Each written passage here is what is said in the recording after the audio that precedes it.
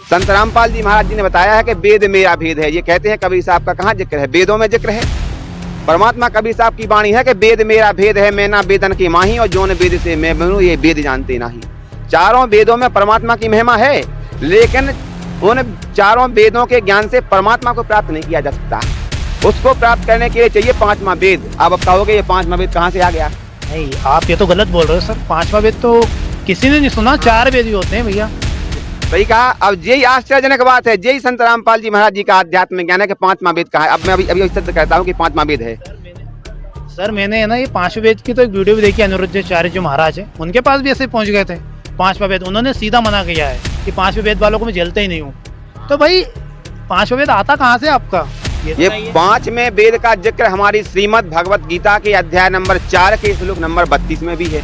उसमें लिखा है कि और भी बहुत तरह के यज्ञ हैं जो सच्चिदानंद घन ब्रह्म की वाणी में विस्तार पूर्वक कहे गए हैं। यानी कि उस भगवान ने यहाँ आकर खुद अपने मुख कमल से वो वाणी बोली, वो है पांचवा वेद। दूसरी बात, अभी आप जब भागवत कहीं होती है तो उसमें एक आरती चलती है। उसमें आरती चलती है, आप गौर करें कि भागवत भगवान की है आरती, पापियों को पाप से है तारती। फिर अंतरा है उसमें कि है अगम ग्रंथ वो मुक्ति पंथ वो पंचम वेद निराला, हरिदरस कराने वाला होती है वाणी। तो 5वें वेद का जिक्र तो हमारी उस आरती में ही आता है, लेकिन आज तक किसी ने ये नहीं बताया कि वो 5वां वेद कौन सा है। जबकि कबीर साहब की वाणी है कि वेद मेरा भेद है, मैं ना वेदन की माही, जोन वेद से मैं मिलूं वो वेद जानते नहीं। तो वो 5वां वेद है सूक्ष्म वेद। तो यहाँ पे कुछ लोग हैं, एक भाई हैं, इनके कुछ क्वेश्चन हैं और कुछ सवाल हैं जो कि संत रामपाल जी महाराज जी के अनुयायियों से पूछना चाहते हैं। चलिए हम जानते हैं, तो बने रहें वीडियो में। हाँ जी, नमस्कार। नमस्कार सर। क्या नाम है सर आपका? दीपक मीना। सर कहाँ से हो आप? जी मैं सीहोर से आया हूँ।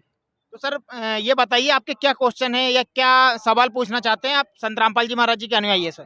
मेरे को ये राहुल भैया ने बोला था कि आप हमारे साथ भंडारे में चलना। हम भी आपके देवी देवताओं को मानते हैं, हम आपके विरोधी नहीं हैं। पर मैं यहाँ पे आया तो मैंने देखा कि यहाँ पर तो एक भी फोटो हमारे देवी देवताओं की नहीं है। सिर्फ रामपाल जी महाराज की फ़ोटो लगी हुई है और संत कबीर साहब की फ़ोटो लगी हुई है। देवी देवता का तो यहाँ नामो निशान नहीं है। और भैया बताते हैं कि हम भी आपके देवी देवताओं से मानते हैं। फिर ऐसा क्यों? बताइए। जैसा कि भाई साहब ने कहा कि हमने यहाँ पर आए तो हमने यहाँ पर देवी देवताओं की फोटो नहीं देखी। भाई साहब से पूछना चाहता हूँ कि आप जब मेन गेट से यहाँ पर जैसे ही प्रवेश करते हैं, तुरंत जस्ट सामने ही ब्रह्मा जी, विष्णु जी एवं शिव जी की फोटो लगी हुई है, और उस पर संत रामपाल जी महाराज जी ने उस पर कबीर साहब की वाणी लिख रखी है कि तीनों देवा कमल दल बसे ब्रह्मा विष्णु महेश, और प्रथम इनकी वंदना फिर सुन सतगुरु उपदेश। यानी कि जो आप बोल रहे हैं इसमें आपकी भी गलती नहीं है, क्योंकि यहाँ पर पब्लिक बहुत ज़्यादा है जिस वजह से आपने गौर ना कर पाया हो। लेकिन यहाँ पर ब्रह्मा विष्णु शिव जी की तस्वीर लगी हुई है, बड़े सम्मान के साथ लगी हुई है, और पहले मतलब शुरुआत में ही लगी हुई है, गेट पर ही लगी हुई है। तो ये बात बिल्कुल मतलब निरर्थक साबित होती नजर आ रही है। सर आपकी बात बिल्कुल सही है। वहाँ पे तो मैंने देखा था कि वहाँ संत रामपाल जी महाराज जी की फ़ोटो भी लगी हुई है। पर मेरा कहने का मतलब है कि आदरणीय सभी है, आपके गुरु जी भी है, कबीर साहब जी भी है, पर जैसे हमारे ब्रह्मा विष्णु महेश जी हैं, हम देखते हैं कि वहाँ पर जब आप दंडवत जिसको बोलते हो प्रणाम करना बोलते हो, वहाँ जाते हो तो वहाँ एक भी फ़ोटो नहीं है। मेरा सवाल ये है आपसे। हाँ बिल्कुल, आपने सही कहा कि वहाँ पर एक भी फोटो नहीं है। ये क्या है भाई साहब कि ये भक्ति मार्ग होता है। भक्ति मार्ग ऐसा होता है कि अपनी श्रीमद रामचरितमानस है, उसमें भी लिखा है कि गुरु बिन होई ना ज्ञान, ज्ञान ना होई वैराग बिन। इसके बाद उत्तरकांड में फिर चौपाई आती है कि गुरु बिन भव निधि तरई ना कोई, जो बिरंच शंकर सम होई। यानी कि जो भक्ति मार्ग होता है उसको कैसे हमें करना है, कब करना है, कितना करना है, वो सारा कुछ गुरु बताता है। बिना गुरु की भक्ति सफल नहीं होती। जैसा कि उत्तरकांड में लिखा है कि गुरु बिन भव निधि तरई न कोई, और जो बिरंच शंकर सम होई। यानी कि गुरु के बिना जो भक्ति करता है, चाहे वो ब्रह्मा विष्णु शिव जी के भी समान क्यों ना हो जाए, वो पार नहीं हो सकता। तो आज संत रामपाल जी महाराज सच्चे सतगुरु हैं।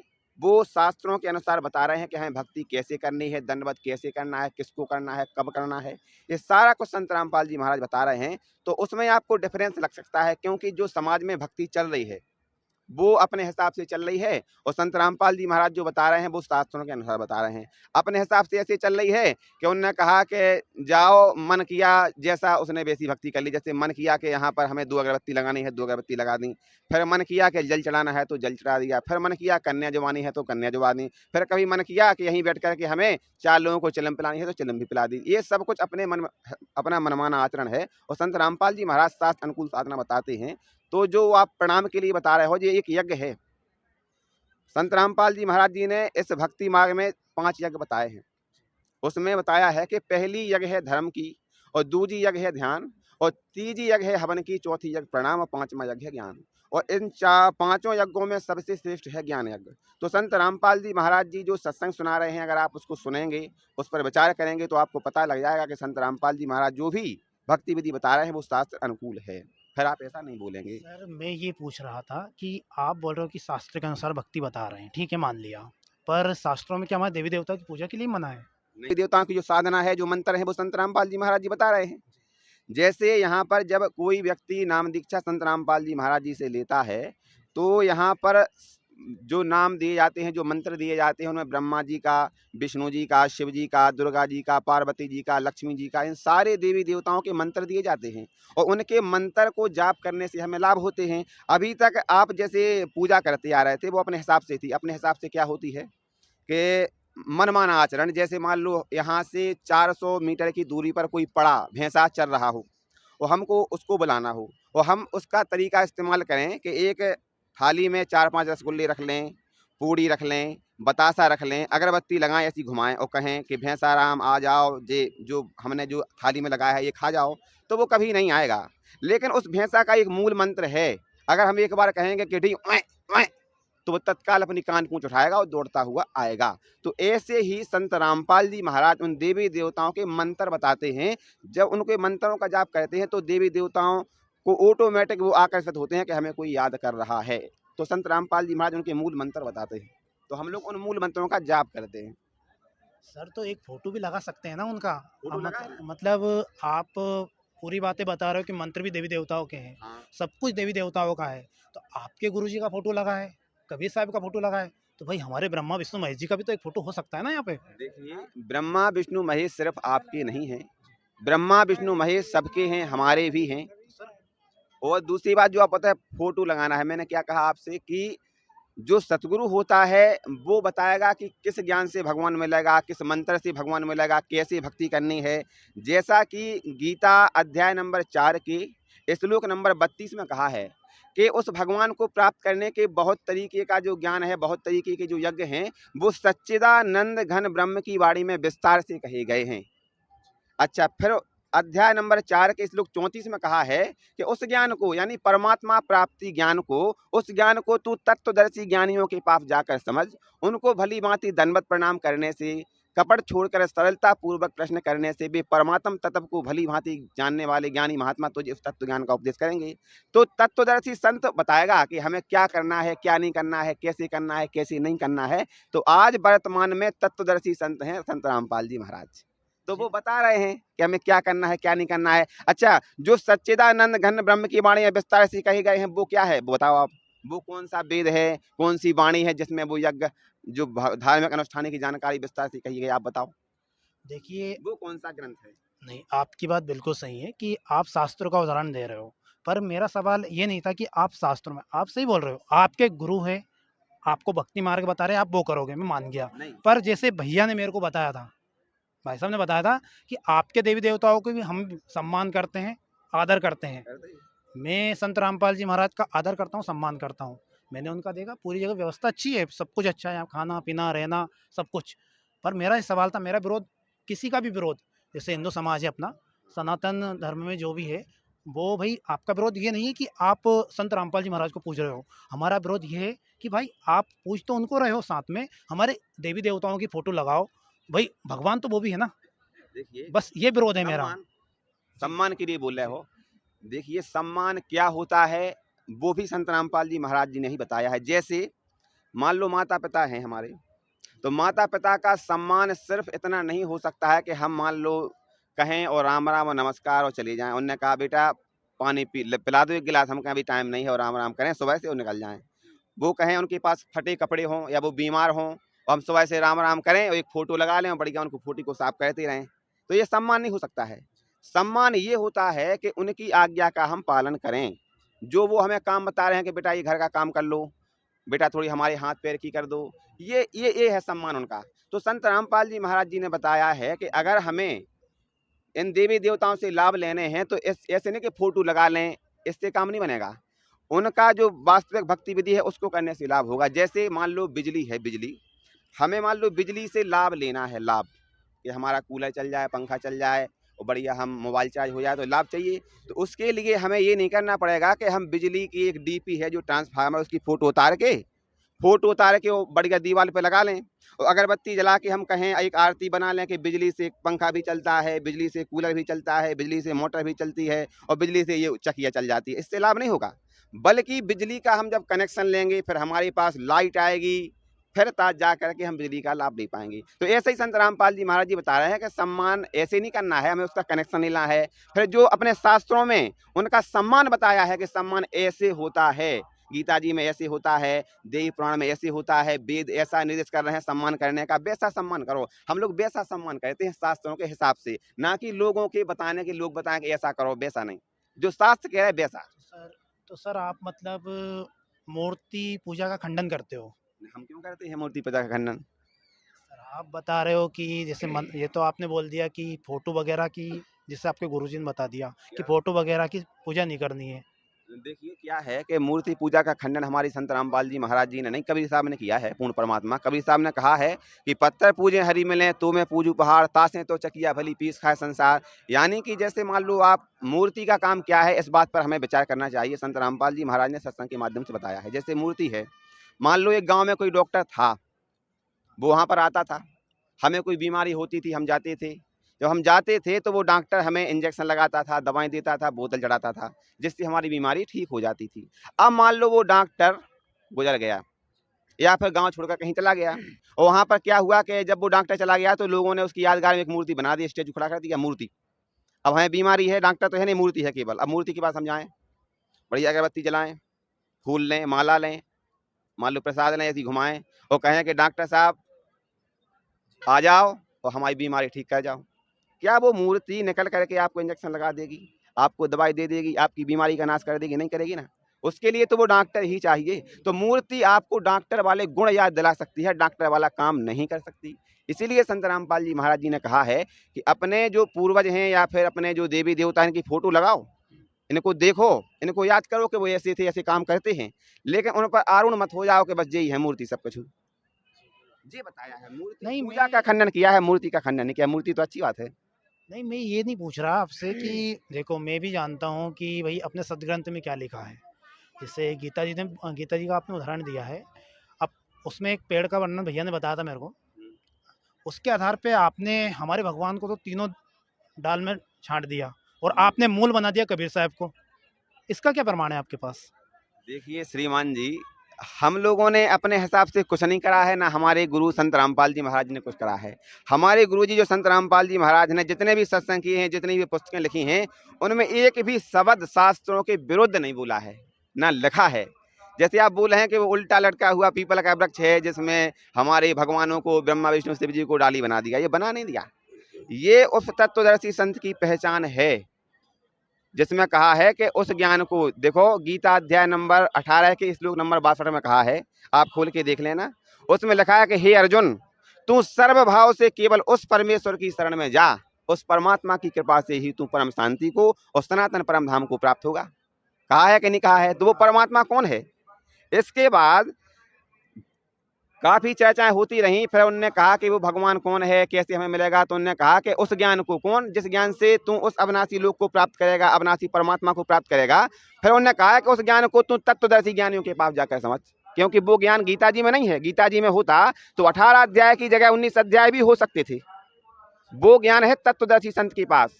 तो उन्होंने कहा कि उस ज्ञान को तू तत्वदर्शी ज्ञानियों के पास जाकर समझ, उनको भली भांति दंडवत प्रणाम करने से, कपट छोड़कर सरलता पूर्वक प्रसन्न करने से वे परमात्म तत्व को भली भांति जानने वाले ज्ञानी महात्मा तुझे उस तत्व ज्ञान का उपदेश करेंगे। तो उन्होंने फिर ये कहा कि तत्वदर्शी संत को हम कैसे पहचानेंगे, उसकी क्या परख है, क्योंकि इस देश में तो, इस दुनिया में बहुत से संत महात्मा हैं।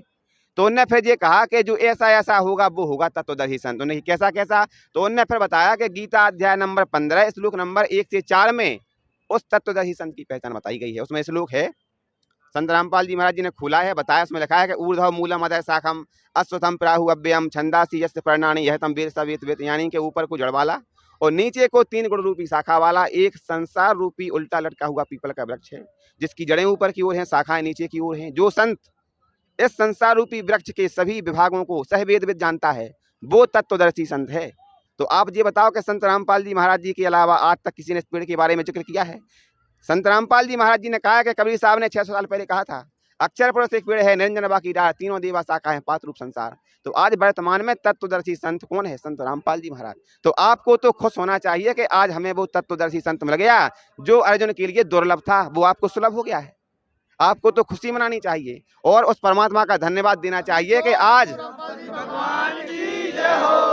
जिस संत को खोजने के लिए, जिस भगवान को खोजने के लिए लोगों ने तपस्याएं की, हजारों वर्षों तक शरीर में दीमक लग गई, यहाँ पर पक्षियों ने अपना बसेरा बना लिया, उनको भगवान नहीं मिला, उनको तत्वदर्शी संत नहीं मिला। लेकिन आज आप पे भगवान की कैसी दया हो गई असीम के आज आप तत्वदर्शी संत के इस आश्रम में खड़े हुए हो। जो भगवान की बहुत बड़ी दया है आपके ऊपर।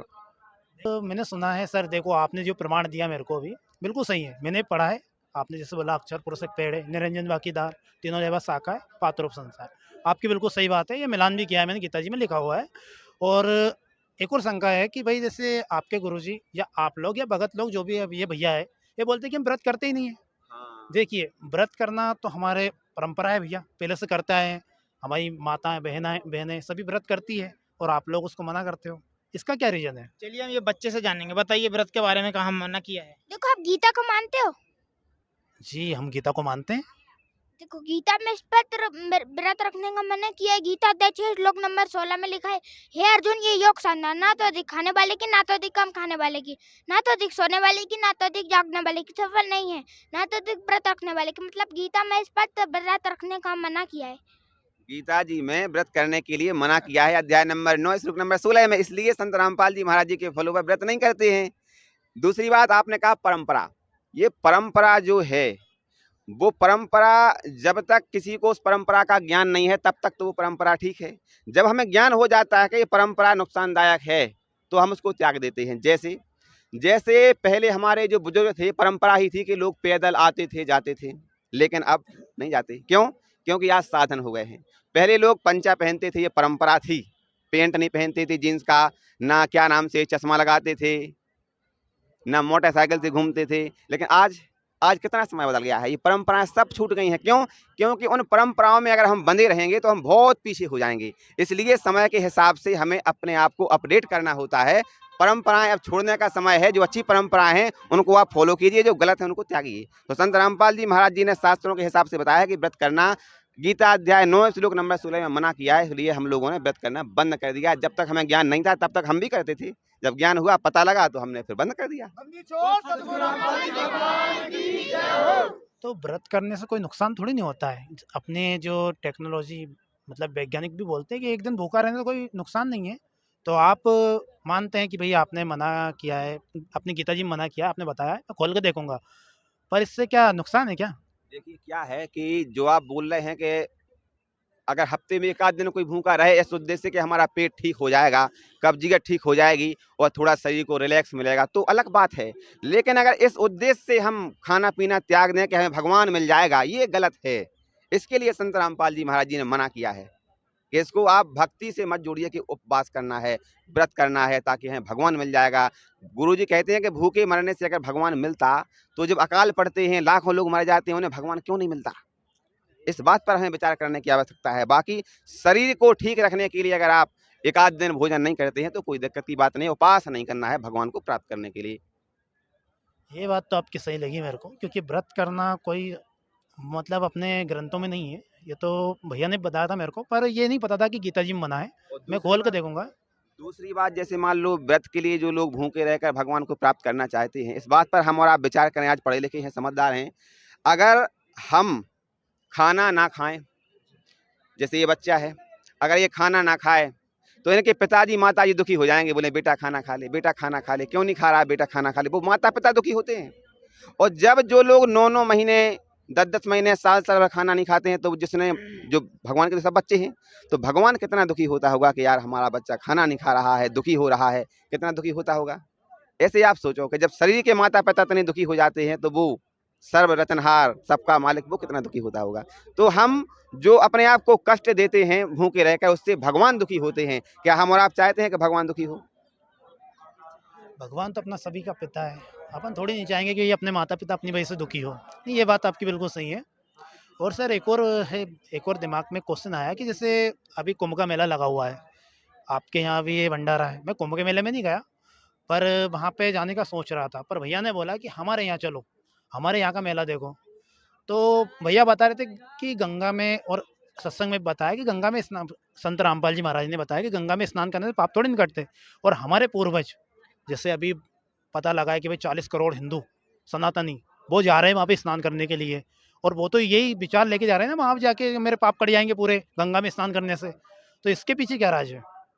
इसके पीछे का राज संत रामपाल जी महाराज जी ने कबीर साहब के जो वही कबीर साहब ने जो वाणी बोले उसके आधार पर बताया है कि नहाए धोएं क्या हुआ, मन का मेल न जाए, और मीन सदा जल में रहे धोएं बास न जाए। मन चंगा तो कठौती में गंगा। दूसरी बात कि अगर गंगा में नहाने से हमारे पाप धुलते, अगर लोगों का मानना है कि हमारे पाप नष्ट हो जाते हैं गंगा में नहाने से। आप पढ़े लिखे हैं, समझदार हैं, बुद्धिजीवी हैं, थोड़ा अपने दिमाग पर जोर देना। एक मैं बात बोल रहा हूँ बारीक सी गुरु जी की दया से। अगर गंगा में नहाने से पाप कटते, तो गंगा जी के जो पुत्र थे जिनका नाम था देवव्रत, गंगा पुत्र भीष्म कहलाते थे, उनको अपने कर्मों का फल भोगना पड़ा सरसैया पर लेटकर। गंगा जी अपने पुत्र के पापों को नष्ट नहीं कर पाई, तो वो हमारे आपके पापों को क्या नष्ट करेंगे? इस बात पर विचार करने की आवश्यकता है। दूसरी बात, अगर गंगा में नहाने से पाप नष्ट हो जाते, आदमी को मोक्ष मिल जाता, तो उसमें जो जलीय जीव रह रहे हैं, मेंढक हुए, मछलियाँ हुई, मगरमच्छ हुए, उनका मोक्ष तो हमसे आपसे पहले हो ही जाता, लेकिन वो तो उसी योनि में भटक रहे हैं। इस बात से हमें सोचना चाहिए कि ये सिर्फ और सिर्फ मनगढ़ंत बातें हैं। अगर हमारा मन साफ है, हमारी आत्मा साफ है, तो भगवान हमारे पास है, भगवान पास है, तो हमारा मोक्ष निश्चित है। जैसे कि जैसे कबीर साहिब जी का आप नाम लेते हो, हमने कबीर साहिब जी के बारे में जाना, जैसे मैंने पढ़ा भी है। तो भाई वो तो कलयुग में आए 600 साल पहले, आप बताते भी हो। उसके पहले कहाँ थे कबीर साहब? जैसे आप बोल देते हो कि राम जी के बारे में बोल देते हो हमारे, कि भाई उस राम जी के पिताजी किसकी भक्ति करते थे। हमें बोलते हैं भगत लोग कि भाई राम तो अभी आए थे, फिर उसके पहले उनके पिताजी किसकी भक्ति करते थे। वैसे मैं आपसे पूछता हूँ कि कबीर साहब तो अभी आए हैं 600 साल पहले, उसके पहले कबीर साहब कहाँ थे? इसके बारे में ये बच्चा बताएगा। बताइए कबीर साहब के बारे में कि कबीर साहब किस किस युग में आते हैं। देखो हमारे गुरु जी एक वाणी बताते हैं, वो मैं आपको बता रहा हूँ। सतयुग में सत सुकृत का डेरा, त्रेता नाम मुनिंदर मेरा, द्वापर में करुणामय कहाया, कलयुग नाम कबीर धरा। इसका मतलब होता है सतयुग में सत सुकृत का डेरा, मतलब कबीर साहिब सतयुग में सत सुकृत के नाम से आते हैं। त्रेता युग में मुनिंदर नाम से, द्वापर में करुणामय के नाम से, कलयुग में अभी कलयुग चल रहा है तो परमात्मा कबीर नाम से धरती पर प्रकट होके अपना ज्ञान बता के सतलोक चले गए। अब आप बताइए। जैसा बच्चे ने बताया, बहुत बढ़िया बताया। देखो संत रामपाल जी महाराज जी का ये ज्ञान है कि इतने छोटे छोटे से बच्चे आज परमात्मा का ज्ञान बोल रहे हैं। ये है परमात्मा की दया। नहीं तो ऐसे छोटे छोटे बच्चों से नाम पूछो क्या नाम है, तो वो ऐसे मुंह छुपाते हैं, लेकिन ये बच्चा देखो कैमरे के सामने बोल रहा है। ये परमात्मा की दया है। जैसा किसी ने कहा है कि परमात्मा चारों युगों में आते हैं। सतयुग में सत सुकृत कह टेरा, त्रेता नाम मुनिंदर मेरा, द्वापर में करुणामय कहाया, काशी नाम कबीर धराया। तो आज जो आप बोल रहे हो कि कबीर साहब 600 साल पहले आते, कबीर साहब तो चारों युगों में आते हैं, लेकिन हमें वो जानकारी इसलिए प्राप्त नहीं होती है क्योंकि जो ये धर्म के धर्मगुरु हैं, इनको शास्त्रों का ज्ञान नहीं है, ना पहले भी नहीं था। इसलिए अपने हिसाब से मनगढ़ंत कहानी बनाते आ रहे थे। इनने जिस प्रकार से शास्त्रों को समझा, जितना समझा उतना ये बताते आ रहे थे, जिस कारण से हमें आपको पता नहीं लगा। आप इस बात पे विचार करो, आज तक किसी धर्मगुरु ने शास्त्रों को खोल करके बताया कि देखो फलानी फलानी बात ये लिखी? बताया? नहीं बताया? बताया? नहीं, बताते हैं ना, बहुत सारे संत बताते हैं। जैसे कोई गीता जी खोल के पढ़ता है, बताते हैं। ऐसा नहीं है कि आप बोल रहे हो कि भाई बताते ही नहीं है, बताते हैं पर समझाते नहीं है। समझाते नहीं है। जितना उनको समझ है उतना बताते हैं, थोड़ा बहुत, ज्यादा नहीं कि हर बात बताएं हर बात। लेकिन संत रामपाल जी महाराज एक ऐसे संत हैं जो हर बात जो कहते हैं वो खोल करके दिखाते हैं। तो आज मैं आपसे ये कहना चाहता हूँ कि आप जो बोल रहे हैं कि हमें पता नहीं लगा, मान लो पहले के कबीर साहब भगवान है, तो पता इसीलिए नहीं लगा कि हम लोग अशिक्षित थे। और जो ये धर्म के ठेकेदार थे, जिनके हाथ में आध्यात्म की डोर थी, ये चतुर थे, ये सिर्फ और सिर्फ हमारा इस्तेमाल कर रहे थे, सिर्फ और इसलिए कि इनसे हमें पैसे मिलते रहें, पैसे हम इनसे ऐंठते रहें। और हम भोले भाले थे, हमारे माता पिता भोले भाले थे, हमारे पूर्वज भोले भाले थे, इसलिए पीढ़ी दर पीढ़ी ये हमको ठगते आ रहे थे और धर्म के नाम पर अपनी दुकानें चलाते आ रहे थे। हम लोग भ्रमित थे, इसलिए हम लोगों को वो जानकारी प्राप्त नहीं हो रही थी बे और बरसब कि भगवान कौन है, कहाँ है, कैसा है, किसने देखा है और उस भगवान को प्राप्त करने की वास्तविक विधि क्या है। लेकिन जब संत रामपाल जी महाराज जी आए तो फिर संत रामपाल जी महाराज जी ने शास्त्रों को उठाया और शास्त्रों को खोला और बताया कि भगवान ये है, भगवान कहाँ है, कैसा है, किसने देखा है और भगवान को प्राप्त करने की विधि क्या है। तो आज संत रामपाल जी महाराज जी ने बताया है कि देखो, इनको चारों वेदों का भी ज्ञान नहीं था इन धर्म गुरुओं को। संत रामपाल जी महाराज जी ने बताया है कि वेद मेरा भेद है। ये कहते हैं कबीर साहब का कहाँ जिक्र है, वेदों में जिक्र है। परमात्मा कबीर साहब की वाणी है कि वेद मेरा भेद है, मैं ना वेदन की माही और जोन वेद से मैं बनूं, ये वेद जानते नहीं। चारों वेदों में परमात्मा की महिमा है, लेकिन उन चारों वेदों के ज्ञान से परमात्मा को प्राप्त नहीं किया जा सकता। उसको प्राप्त करने के लिए चाहिए पांचवा वेद। अब कहोगे ये पांचवा वेद कहाँ से आ गया? आप सोच रहे होगे पांचवा वेद तो मैंने सुना ही नहीं। नहीं, आप ये तो गलत बोल रहे हो सर। पांचवा वेद तो किसी ने नहीं सुना, 4 वेद ही होते हैं भैया। सही कहा। अब यही आश्चर्यजनक बात है, यही संत रामपाल जी महाराज जी का आध्यात्म ज्ञान है कि पांचवा वेद कहाँ है। अब मैं अभी सिद्ध करता हूँ कि पांचवा वेद है। सर मैंने है ना ये 5वें वेद की तो एक वीडियो भी देखी, अनिरुद्धाचार्य जो महाराज है उनके पास भी ऐसे पहुंच गए थे। 5वां वेद उन्होंने सीधा मना किया है कि 5वें वेद वालों को मैं झेलता ही नहीं हूँ। तो भाई 5वां वेद आता कहाँ से आपका? ये तो 4 वेदों की, ये 4 वेदों की बात है। 5वां वेद तो हमारे कोई ग्रंथ मिलता ही नहीं है। अच्छा जी, ये 5वें वेद का जिक्र हमारी श्रीमद् भगवत गीता के अध्याय नंबर 4 के श्लोक नंबर 32 में भी है। उसमें लिखा है कि और भी बहुत तरह के यज्ञ हैं जो सच्चिदानंद घन ब्रह्म की वाणी में विस्तार पूर्वक कहे गए हैं। यानी कि उस भगवान ने यहाँ आकर खुद अपने मुखकमल से वो वाणी बोली, वो है 5वां वेद। दूसरी बात, अभी आप जब भागवत कहीं होती है तो उसमें एक आरती चलती है, उसमें आरती चलती है। आप गौर करें कि भागवत भगवान की है आरती, पापियों को पाप से है तारती। फिर अंतरा है उसमें कि है अगम ग्रंथ वो मुक्ति पंथ वो पंचम वेद निराला, हरिदरस कराने वाला, होती है वाणी। तो 5वें वेद का जिक्र तो हमारी उस आरती में ही आता है, लेकिन आज तक किसी ने ये नहीं बताया कि वो 5वां वेद कौन सा है। जबकि कबीर साहब की वाणी है कि वेद मेरा भेद है, मैं ना वेदन की माही, जोन वेद से मैं मिलूं वो वेद जानते नहीं। तो वो 5वां वेद है सूक्ष्म वेद, कबीर साहब की वाणी है, वो 5वां वेद है। उसमें पूरा ज्ञान है, उस भगवान को प्राप्त करने की संपूर्ण भक्ति विधि उस 5वें वेद में विस्तार से कही गई है। आपका कहने का मतलब है कि 5वां वेद जो सूक्ष्म वेद आप बोल रहे हो वो कबीर सागर है। तो सर कबीर सागर है, ये कहाँ प्रमाण है कि भाई 5वां वेद कबीर सागर है? और भी तो है, और भी है, जैसे महर्षि दयानंद जी है, उन्होंने भी अपनी पुस्तकें छाप रखी, हम उसको बोलते कि भाई 5वां वेद वो है। अभी तो आप 5वें वेद को सुना ही नहीं था। अब जब मैंने आपको बताया गुरुजी की दया से कि 5वां वेद कबीर सागर है, तो आपने बताया कि 5वां वेद वो है, हम ऐसे कैसे मान लें, जबकि आपको 5वें वेद की भनक भी नहीं थी इससे पहले। मेरा कहने का ये मतलब है कि जब आप 5वां वेद बता सकते हो कबीर सागर, आपका 5वां वेद आ गया, मैं भी बता दूंगा कि भाई मेरा 5वां वेद ये है, तो इसका प्रमाण कहाँ है कबीर सागर ही 5वां वेद है? इसका प्रमाण ये है कि मैंने कहा कि जो गुप्त से भी गुप्त ज्ञान है वो बताएगा तत्वदर्शी संत। जो चारों वेदों में, 6 शास्त्रों में, 18 पुराणों में नहीं है, उसको गीता ज्ञान दाता ने छोड़ दिया है तत्वदर्शी संत के ऊपर, कि उस ज्ञान को बताएगा तत्वदर्शी संत। तो तत्वदर्शी संत ने बताया है कि वो ज्ञान, वो जो 5वां वेद है वो कबीर सागर है। उसमें कहा है कि और ज्ञान सब ज्ञान अड़ी, कबीर ज्ञान सो ज्ञान, जैसे गोला तूप का करता चले मैदान। तो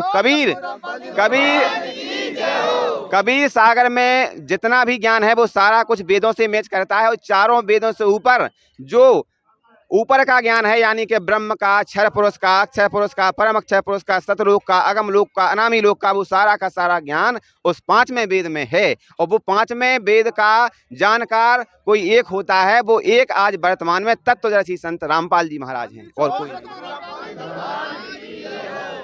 जो आप बोल रहे हो कबीर सागर, क्या ये वेदों में मिलता है इसका वर्णन?